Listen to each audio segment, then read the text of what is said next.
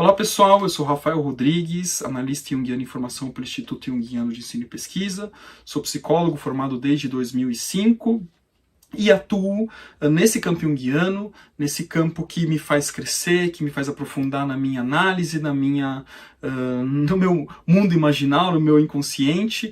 E, enfim, tudo isso com o apoio do Instituto Junguiano de Ensino e Pesquisa, o IJEP, onde eu também sou professor na pós-graduação de Jung. E, enfim, sigo toda uma trajetória junguiana, atualmente fazendo meu mestrado também em comunicação, onde eu pesquiso as dimensões simbólicas do sofrimento psíquico nas mídias de negócio. Então, estou casando um pouco da minha história pregressa do mundo corporativo, onde eu trabalhei por 15 anos, com esse arcabouço de informações junguianas que tanto me fascina.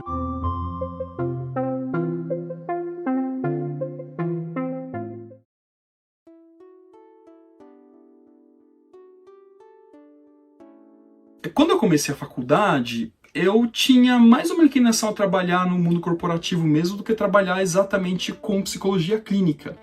Mas da psicologia clínica, minha fascinação seguramente era em Jung. O que me leva para a faculdade é Jung.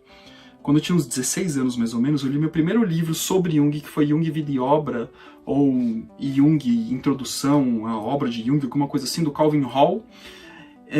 E eu tinha 16 anos quando eu li esse livro e fiquei fascinado por tudo aquilo, né? Então, de alguma forma, fiquei sensibilizado, fui para a faculdade achando que ia estudar Jung e, de fato, não, né? Vocês sabem que a faculdade de psicologia nem toca muito nesse campo junguiano porque não a interessa, eu tenho essa impressão. Há algumas poucas universidades que falam um pouquinho de Jung, a minha foi uma dessas, tive um pouquinho de Jung, o que foi muito interessante, já foi acima da média.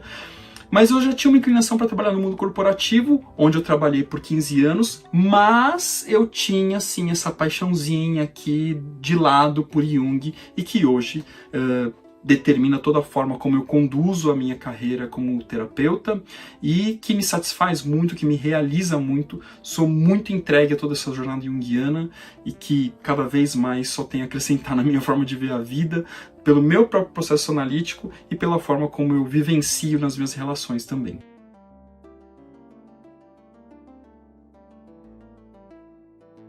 Sim, eu atuo exclusivamente com os recursos da minha abordagem. Eu não diria ferramentas, porque quando a gente pensa em ferramenta, me dá uma impressão de uma coisa mais dura, tangível, aquele instrumento estatístico que você aplica, aquela técnica específica que você espera uma resposta daquilo. E, na verdade, no campo junguiano, o que nos importa são as atividades expressivas. Então, tem, por exemplo, o recurso da caixa de areia, ou sandplay. Eu não uso, mas conheço pessoas que usam, que é muito interessante, porque é um recurso expressivo. O que eu uso? Além dos sonhos, que são um recurso expressivo também, desenhos eventualmente, escritas eventualmente, argila eventualmente. Então acho que são recursos que eu utilizo. Instrumentos, por exemplo, esses instrumentos tipológicos que tem por aí, que determinam qual que é o tipo psicológico da pessoa, normalmente os junguianos mais tradicionais, vamos chamar assim, não utilizam esses instrumentos porque eles são estatísticos, eles não têm um aspecto mais expressivo que aquilo que a gente espera. Então, sim, sintetizando minha resposta, eu uso os recursos exclusivos da minha abordagem na minha atuação como terapeuta.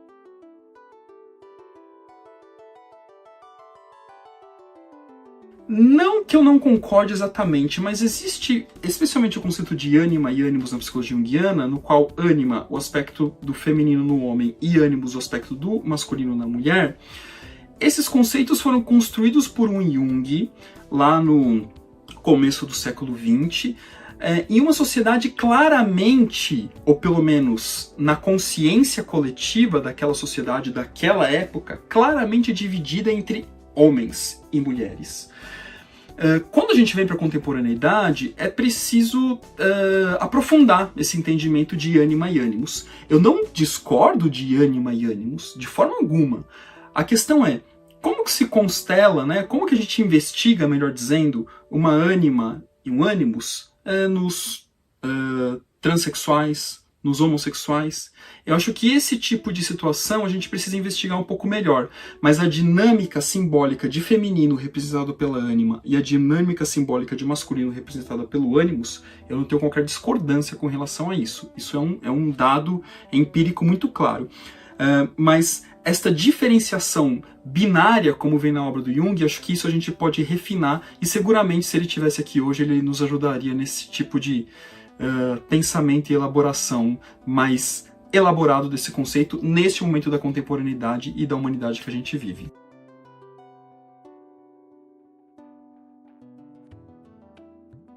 Eu acho que o processo analítico é também uma vivência. Não é só ir lá fazer terapia para resolver problema. Especialmente no campo junguiano, tá, gente? Fazer análise é uma opção de vida. Não é resolver um problema no campo junguiano, repito.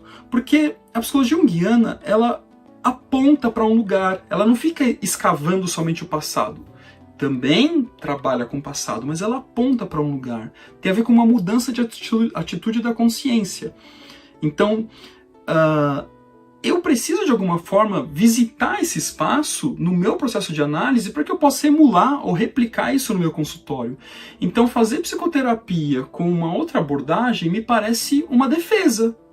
É como se eu não quisesse entrar em contato com aquilo mesmo que eu defendo, ou aquilo que eu pratico, ou aquilo que eu vivo. Se eu não faço isso, de alguma forma é como se eu estivesse assinando que eu não confio no processo que eu uso. Então, meu posicionamento é que sim, um profissional que segue a abordagem a qual ele confia, que ele acredita e que faz sentido para ele, ele deve passar pelo processo. Isso é parte da formação do terapeuta, inequivocamente.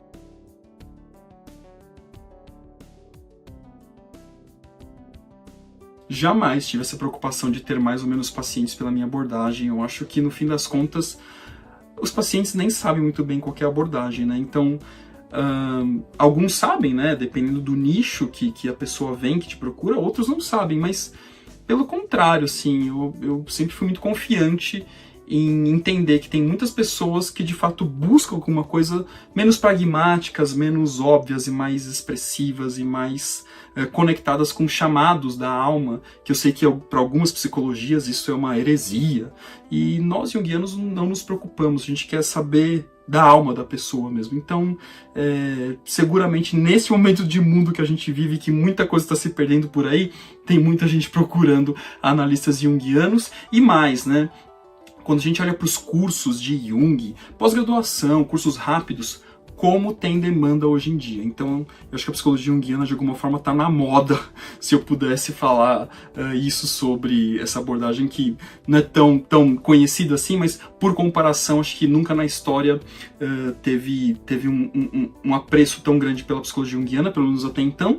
Inclusive, em 2019 eu estive na Suíça para fazer um intensivo lá no Instituto Carl Jung, e uma das partes desta visita a gente vai na Torre de Bolling, que é um lugar que Jung, enfim, tinha ali para fazer suas reflexões, passar algum tempo e tal, e tinham 36 pessoas, e o neto do Jung que nos recebeu, ele falou assim, que nunca tinha recebido mais do que 12 pessoas, então só para vocês terem a dimensão que Jung de fato tá ocupando alguns espaços que não ocupava até então.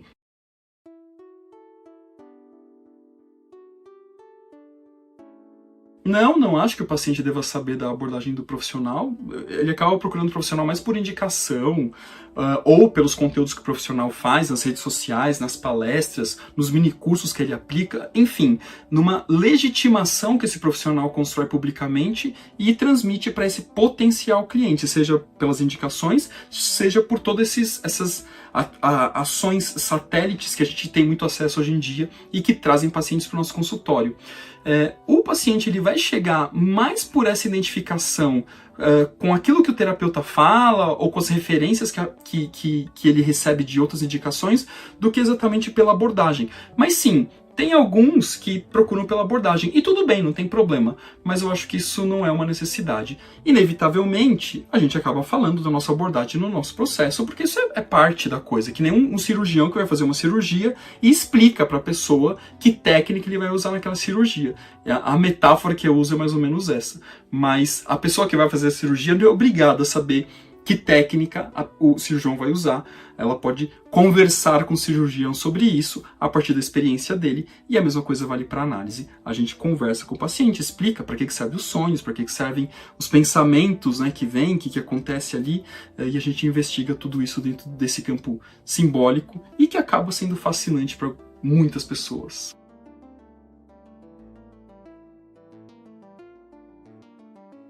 Olha, eu acho mais do que necessário, eu acho fundamental. A verdade é que a graduação de psicologia, pelo menos da maneira como ela é formatada hoje, ela é uma coxa de retalhos, tem um monte de coisa ali que vem e a gente não sai nem com muita profundidade numa coisa e com uma generalização absurda. Então, quem de fato quer se especializar numa área, precisa sim buscar capacitação, só que para mim, primeira capacitação de todas é a própria análise. Essa é a mais fundamental. Se eu tenho dinheiro para investir em uma coisa apenas, é melhor investir em análise do que investir em pós-graduação, do que investir em qualquer outra coisa. Análise e, claro, supervisão. Se eu tiver dinheiro para fazer duas coisas, análise e supervisão. Especialização, cursos, eu posso ir fazendo com o tempo, porque leitura, livros, eles estão aí. E quando você faz análise com um bom analista, ele vai te indicar leitura, você vai trocar uma ideia com ele sobre essa leitura, sobre um filme, sobre alguma coisa. Isso faz parte da análise também. A análise é uma conversa, não é só ir lá tratar de problema especificamente. Também se trata de problema. Mas conversar sobre essas coisas, sobre aquilo que eu estou investigando, aquilo que eu estou lendo, também faz parte do processo analítico. Acho que acaba tendo até um acolhimento ali do analista para com o analisando dentro desse campo. Eu, pelo menos, sinto isso na minha análise, nos meus anos aí de análise que eu tenho, por conta da minha formação e por conta do meu empenho, da minha dedicação também com a análise. Então, sim, precisamos de especialização, precisamos nos dedicar a esse aprofundamento que a faculdade de psicologia não nos traz imediatamente.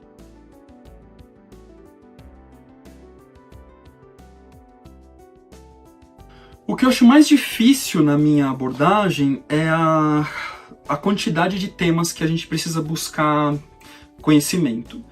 Mitologias, religiões, um pouco de filosofia e, claro, psicopatologia e todos os recursos terapêuticos. A psicologia junguiana é muito complexa e ela não permite que a gente não conheça esses temas.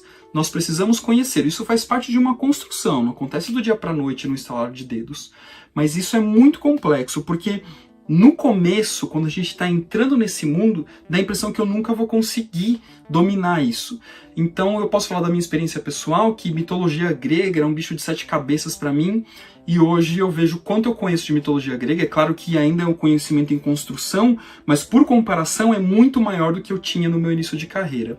Então, só para dar um exemplo de mitologia grega, né? Dentre outras coisas, os livros sagrados, acho que todo junguiano tem que ler todos os livros, os grandes livros sagrados. Bíblia, Bhagavad Gita do hinduísmo, ao Corão, dentre outros, né? Grandes livros sagrados que fazem parte desse entendimento da psique contemporânea. Isso dá muito trabalho, isso leva tempo. Isso é o mais difícil que eu diria na clínica junguiana. O mais fácil é o entusiasmo, curtir tudo isso, vibrar com tudo isso, sentir quando você de fato está conectado, não só com o seu analisando, mas com tudo aquilo que de fato esse campo proporciona em termos de reflexão, de olhar para a vida. Então é muito entusiasmante quando tudo isso se conecta e faz sentido. E aí parece que fica fácil, essa fluidez. E ler passa a ser gostoso. A vida fica mais fluida. A gente não passa a deixar de brigar com algumas coisas que a gente brigava antes. Então, acho que o mais fácil que a psicologia junguiana proporciona pra gente é tirar um pouco do peso de algumas coisas, relativizar mais e olhar pra vida com um sentido muito maior do que apenas algo voltado para mim mesmo. Me pensar como parte dessa totalidade e de que alguém que pode contribuir para tudo isso. E quando isso faz sentido, tudo isso fica muito fácil. Ler fica fácil, experimentar todos esses conhecimentos fica fácil e mergulhar em si mesmo, por mais sofrido que possa ser, também fica mais fácil.